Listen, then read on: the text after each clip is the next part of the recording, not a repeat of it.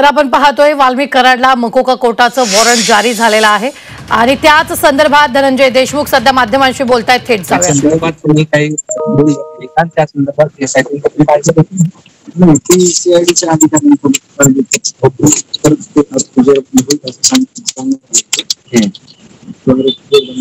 आज वाल्मिक कराड यांच्यावर 302 आणि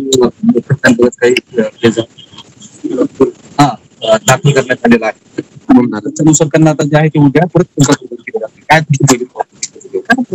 त्यांचं जे काम आहे सगळं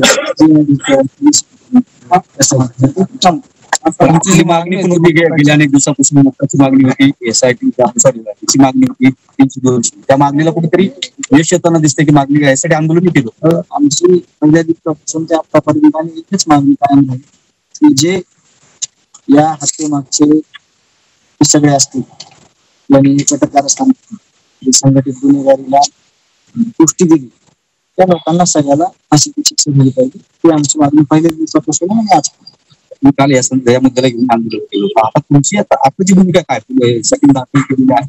उद्या त्यांना कोर्टात आता तुमची भूमिका तुम्ही त्याच्यावर समाधान नाही बघू ना उद्या काही तपास चाललाय तिथे आपण सगळे साठी त्यावेळेस आपली भूमिका आपण घेतो. आपली न्यायाची भूमिका आहे. न्याय व्यतिरिक्त आपण दुसरं कुणाचं काय मागितलं.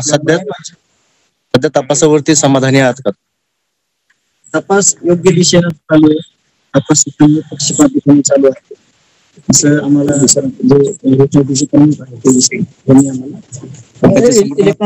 समर्थनार्थ आंदोलन पण केले जाते त्यावर मी काय बोलू. माझा न्यायाचा मुद्दा आहे. बाकी ते प्रशासन आहे.